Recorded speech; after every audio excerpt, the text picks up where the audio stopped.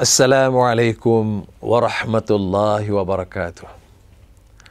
Alhamdulillahi rabbil alamin. Wassalatu wassalamu ala ashrafil anbiya wal mursalin wa ala alihi wa sahbihi ajma'in. Tuan-tuan, sidang penuntun, sahabat handa yang dirahmati Allah. Alhamdulillah, kita syukur kehadrat Allah Subhanahu wa taala kerana kita diberi taufik, hidayah, sihat wal afiat. Dan kita sekarang ini berada di ambang Ramadan. Pada malam ini dan malam-malam seterusnya, kita akan menyiarkan slot ambang kasih Ramadan. Kita bermula sebelum Ramadan. Dan kita bermula sebelum menjelangnya Ramadan, insya-Allah. Dan slot kasihnya Ramadan ini, kita bermula pada malam ini. Dan kita tahu bahawa kita beberapa hari lagi, sehari dua lagi, kita akan menyambut Ramadan. Semua kita tahu bahawa Ramadan adalah bulan yang paling mulia, yang dinanti-nantikan, ditunggu-tunggu oleh semua lapisan masyarakat, umat Islam khasnya dan juga seluruh masyarakat manusia di dunia. Kepada kita orang Islam, Ramadan ini adalah bulan sebagai bulan yang sangat mulia, penghulu kepada semua bulan-bulan lain. Dan bulan Ramadan ini, Allah himpunkan berbagai kelebihan, kebaikan, ketinggian, kemuliaan yang tidak ada pada bulan-bulan lain. Yang pertama, Allah Subhanahu wa taala letak dalam bulan Ramadan ini adalah rukun Islam yang keempat, iaitu puasa. Apabila menjelang bulan Ramadan, maka dia akan datang sekali atau bersama dengan puasa. Puasa adalah rukun Islam. Apabila kita menunaikan puasa di bulan Ramadan, maka sebenarnya kita menunaikan satu rukun Islam yang 5.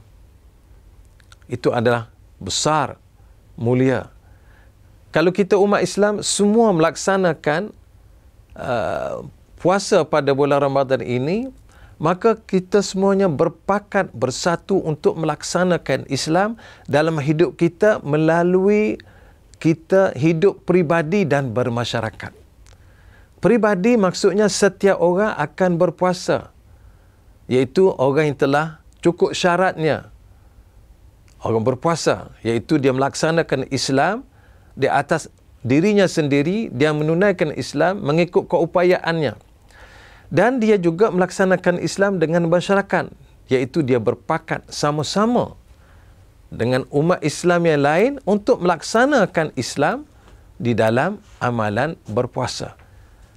Artinya apabila seseorang itu berpuasa, dia sendiri melaksanakan Islam dengan pribadinya dan juga berpakat dengan semua masyarakat umat Islam di seluruh dunia untuk menegakkan Islam di dalam kehidupan ini. Itu yang pertama. Yang kedua, Allah Subhanahu wa taala meletakkan dalam bulan Islam ini, iaitu Allah menurunkan Al-Quran daripada Lauh Mahfuz ke langit dunia sekaligus. Turunnya Al-Quran itu adalah untuk memberi panduan pimpinan kepada seluruh manusia. Bukan hanya untuk orang Islam sahaja, malah kalau kepada keseluruhan manusia yang hidup di dunia ini, apabila mereka ingin mendapat kebahagiaan, kebaikan, kesentosaan, maka ini panduannya, iaitu Al-Quran. Dan Al-Quran itu diturunkan oleh Allah Subhanahu wa taala pada bulan Ramadan. Firman Allah, "Syahrul Ramadan alladzi unzila fihi al-Qur'an hudan lin-nas wa bayyinatin minal huda wal furqan." Pada bulan Ramadan itu diturunkan Al-Quran. Quran itu diturunkan untuk memberi hidayah, bimbingan, petunjuk, pimpinan kepada seluruh manusia. Itu keistimewaan. Begitulah juga pada bulan Ramadan, Allah Subhanahu wa taala beri limpah rahmat yang hebat, yang tidak ada tolak bandingnya. Hal ini telah disabdakan oleh Rasulullah sallallahu alaihi wasallam, di mana baginda bersabda sebagaimana diriwayatkan oleh Abu Hurairah radhiyallahu taala anhu. Rasulullah sallallahu alaihi wasallam bersabda, "U'tiyat ummati fi syahri Ramadan khamsu khisal lam tu'taha ummatun qablahum."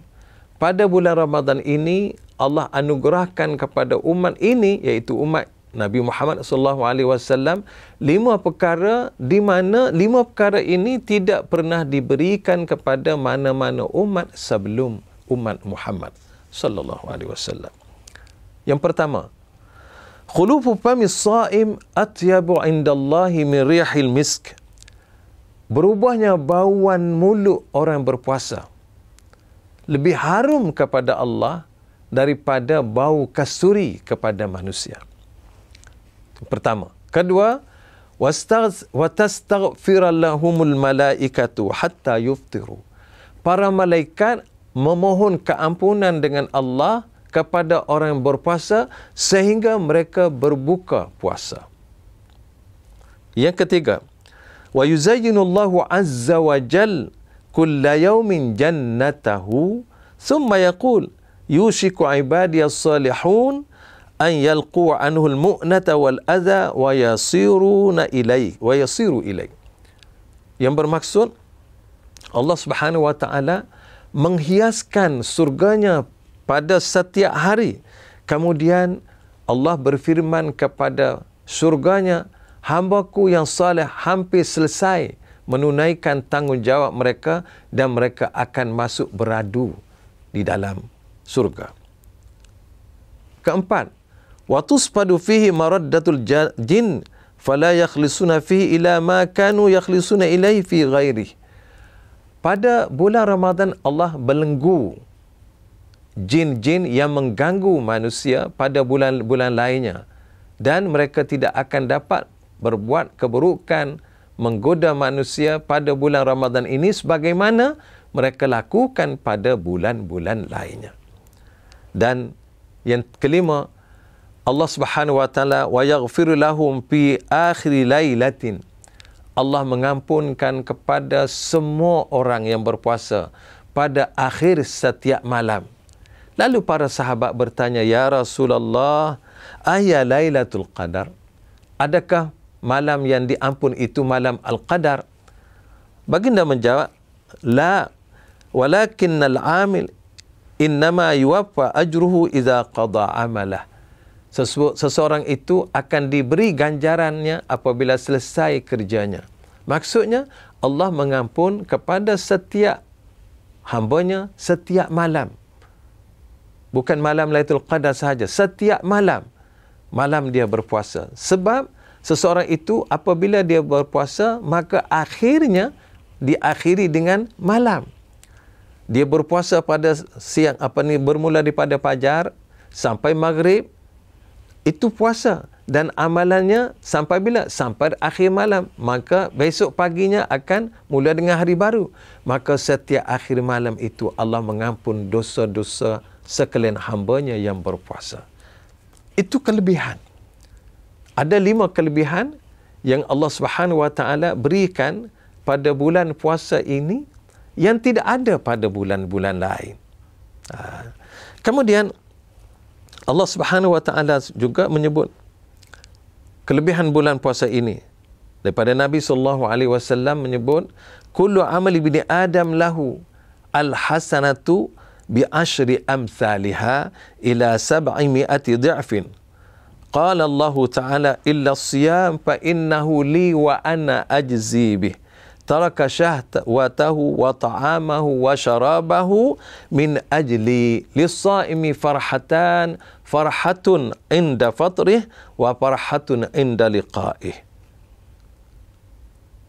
Maksudnya Allah Subhanahu wa taala menyebut semua amalan anak Adam apabila mereka melakukan kebaikan, satu amalan kebaikan akan diberi ganjaran 10 kali ganda sehingga 700 kali ganda.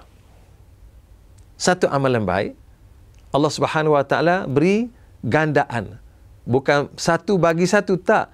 1 bagi 10. Sehingga 700 kali ganda. Itu amalan biasa. Allah sebut, illa siyam, kecuali puasa. Fa innahu li wa ana ajzi bih. Kecuali puasa, maka dia puasa tu untuk aku. Maksudnya Allah tidak memberitahu berapa banyak gandaan pahala puasa. Kalau yang lain-lain diberitahu daripada 10 hingga 700. Kecuali puasa tidak diberitahu. Itu adalah khusus ganjaran yang akan diberikan oleh Allah Subhanahu Wa Taala. Allah menyebut, mereka hamba-Ku meninggalkan makan minum dan juga syahwatnya kerana Ku, bukan kerana lain-lainnya.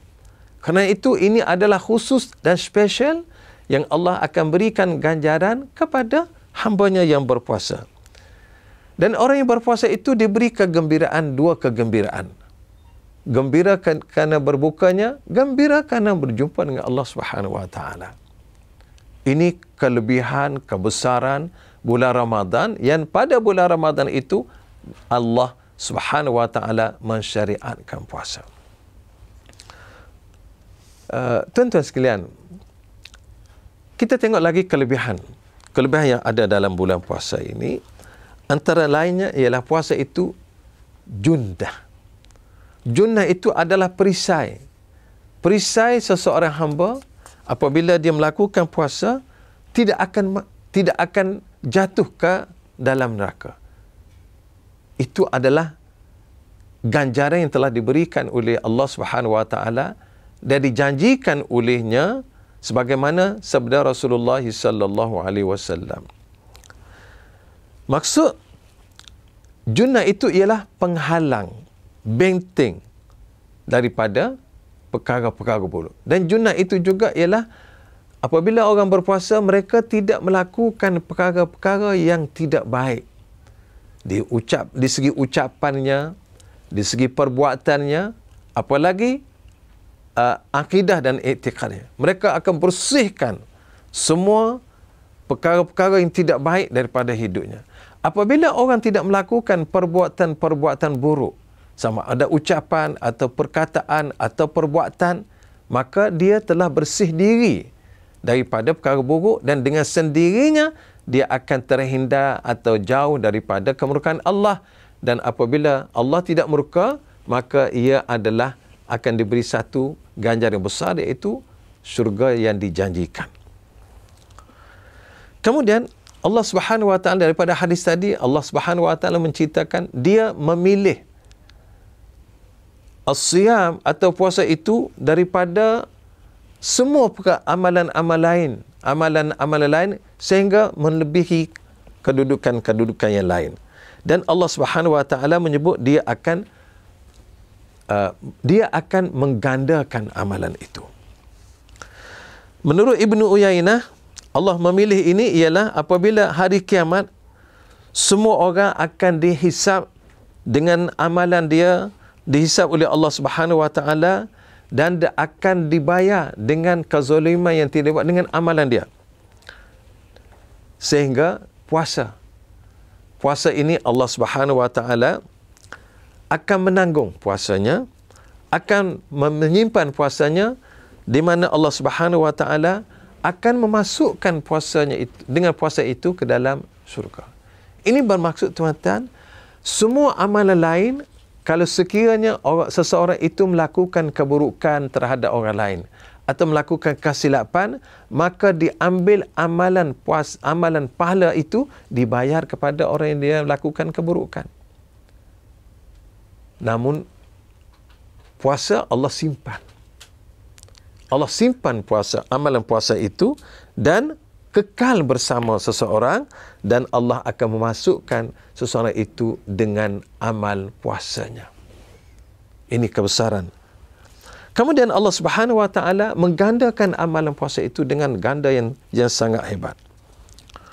Begitulah juga tuan-tuan, kita melihat di sini Allah Subhanahu Wa Taala menyebut bau mulut orang yang berpuasa lebih harum kepada Allah daripada bau kasturi kepada manusia. Hal ini akan berlaku di akhirat, bukan di dunia.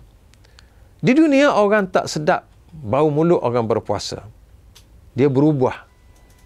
Namun di akhirat, seorang yang berpuasa itu akan lalu di hadapan orang ramai dan bau mulutnya akan lebih harum daripada bau kasturi yang dinikmati oleh ramai manusia yang merasai di dunia ini. Ini menunjukkan kepada kita bahawa bau mulut yang berubah itu harum di sisi Allah. Rasulullah pun sebut harum di sisi Allah, bukan di sisi orang, bukan kepada orang. Dan harum itu akan berlaku pada hari akhirat nanti, di mana orang yang berpuasa akan membawa bau yang harum itu, dan bau harum itu akan dirasai oleh orang-orang lain. Begitu juga Rasulullah SAW menyebut, apabila orang berpuasa itu akan gembira, dapat kegembiraan, farhatun biliqa'i rabbih. Mereka akan gembira apabila berjumpa dengan Allah Subhanahu wa taala. Karena itu Rasulullah SAW menyebut, lis-saimi farhatan yabrahuhuma iza aftara fariha wa iza laqiya rabbahu fariha bi saumih. Orang yang berpuasa itu ada dua kegembiraannya. Gembira sungguh. Yang pertama, dia gembira apabila dia berbuka, dan dia gembira yang kedua adalah apabila dia berjumpa dengan Allah. Tuan-tuan, kita merasai perkara ini, kita selalu puasa. Apabila kita menunaikan puasa dan kita berbuka, kita akan rasa gembira.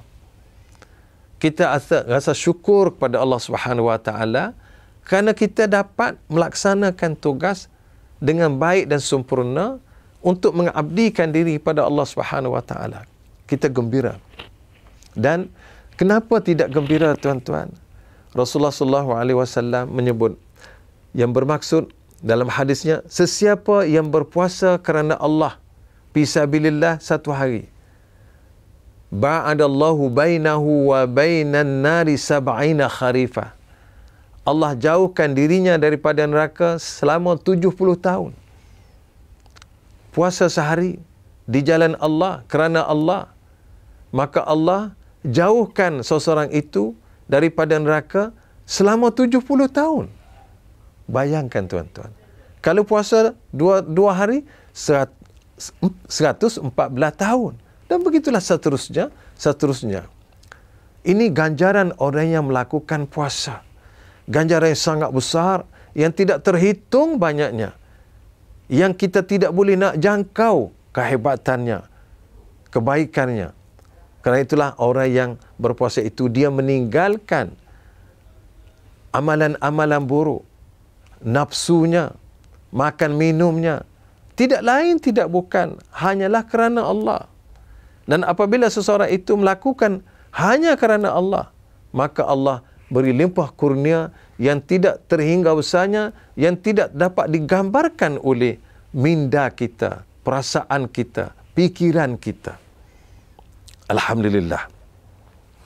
Kemudian Allah Subhanahu wa taala dalam hadis yang telah diriwayatkan oleh Rasulullah SAW telah menyediakan kepada orang berpuasa itu satu pintu surga khusus yang tidak dikongsi oleh orang-orang lain, iaitu namanya Ar-Rayyan.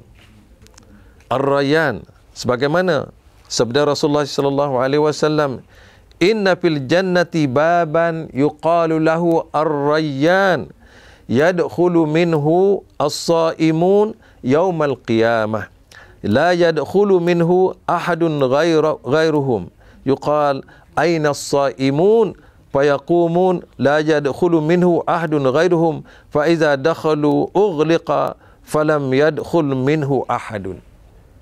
Ini hadis yang telah diriwayatkan dalam Sahih Bukhari. Maksudnya, di dalam surga itu ada satu pintu namanya Ar-Rayyan. Ar-Rayyan itu adalah pintu surga untuk orang-orang yang berpuasa. Dan tidak ada siapa pun yang dapat berkongsi kecuali orang-orang yang berpuasa untuk masuk ke surga melalui pintu tersebut. Apabila sampai orang berpuasa disebut, aina as-saimun, mana orang-orang yang berpuasa? Lalu mereka yang berpuasa itu bangun masuk ke dalamnya dan tidak ada siapa pun yang dapat menyertai orang-orang berpuasa untuk masuk ke syurga melalui pintu tersebut. Ini satu kegembiraan yang diberikan oleh Rasulullah SAW dan dikhabarkan kepada kita dengan kegembiraan di mana orang-orang yang berpuasa akan masuk ke syurga melalui pintu khusus namanya Ar-Rayyan.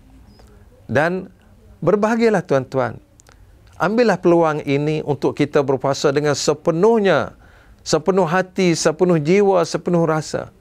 Bukan hanya kita berpuasa dalam konteks, dalam bentuk menahan makan minum. Tetapi kita rangkumi, selain daripada makan minum, kita menjaga nafsu kita, keinginan kita yang tidak baik, dan kita jauhi perkara-perkara yang boleh mencacatkan dan merosakkan pahala puasa kita. Antara lain ialah bercakap bohong, dusta dan melakukan perbuatan yang dusta, yang buruk. Baginda sallallahu alaihi wasallam bersabda, "Man lam yada' qaula az-zur wal 'amala bih, falaysa lillahi hajah an yada'a ta'amahu wa syarabahu." Sesiapa yang tidak meninggalkan bercakap dusta dan melakukan perbuatan dusta, maka Allah tidak perlu dia meninggalkan makan minumnya.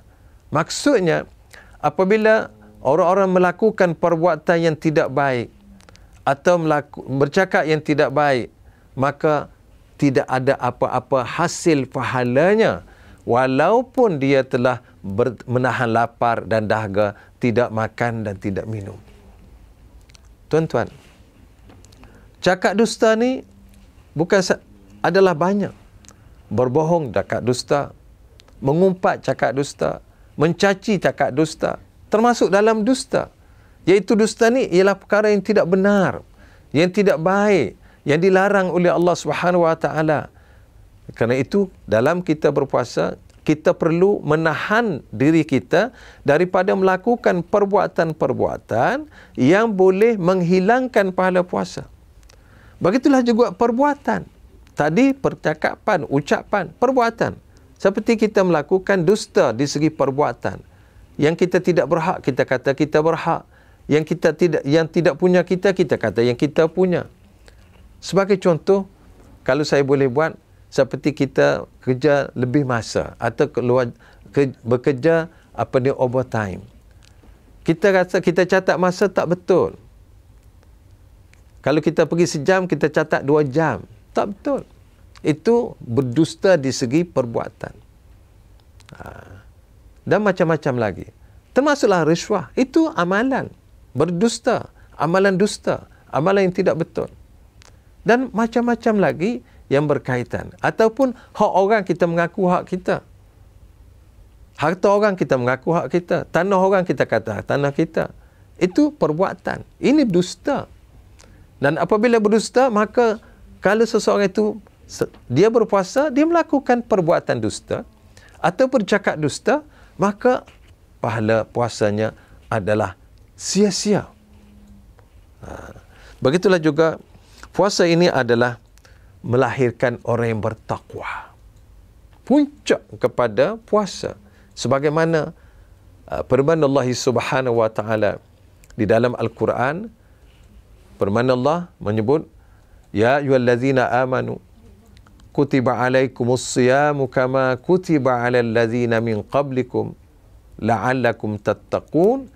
Wahai orang yang beriman, difardukan ke atas kamu berpuasa sebagaimana difardukan ke atas umat sebelum kamu.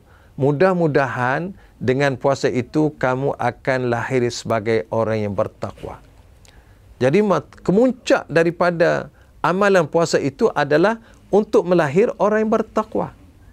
Di samping ganjaran yang besar, bimbingan yang telah diberikan oleh Allah di dalam Al-Quran dan yang ditunjuk oleh sunnah Rasulullah SAW dalam penghayatannya dan berbagai amalan yang telah disarankan, maka tujuannya adalah untuk lahir sebagai orang yang bertakwa, iaitu orang yang taat kepada Allah dengan mengerjakan segala titah perintahnya dan menjauhi larangannya. Di sinilah melahirkan orang yang abid, ubudiah kepada Allah. Taat kepada Allah adalah tujuan kita dilahirkan di dunia ini. Tujuan Allah mencipta manusia adalah untuk mengabdikan diri kepadanya. Sebagaimana firman Allah, laqad wa ma khalaqtul jinna wal insa illa liya'budun. Aku tidak jadikan jin dan manusia kecuali untuk mereka mengabdikan diri kepadaku. Mengabdikan diri kepada Allah adalah dengan mematuhi atau melaksanakan tugas dan titah perintah yang telah diletakkan di atas kehidupan kita, dalam hidup kita. Pada waktu yang sama, kita juga dilarang melakukan perbuatan-perbuatan atau amalan yang bertentangan dengan perintah Allah. Mana-mana orang yang melaksanakan dengan titah perintah Allah dengan mematuhi dan niat ikhlas, maka diberi ganjaran pahala. Termasuklah seperti solat, zakat, puasa kita sedekah, kita pergi bekerja mencari rezeki, kita melaksanakan tugas-tugas di dalam kehidupan kita. Apa jua yang kita lakukan mengikut perintah Allah, penuh ikhlas pada Allah, akan diberi ganjaran. Hal yang sama, kalau kita juga diberi ganjaran apabila kita menjauhi larangan Allah, tidak melanggar larangannya, tidak melakukan yang ditegah.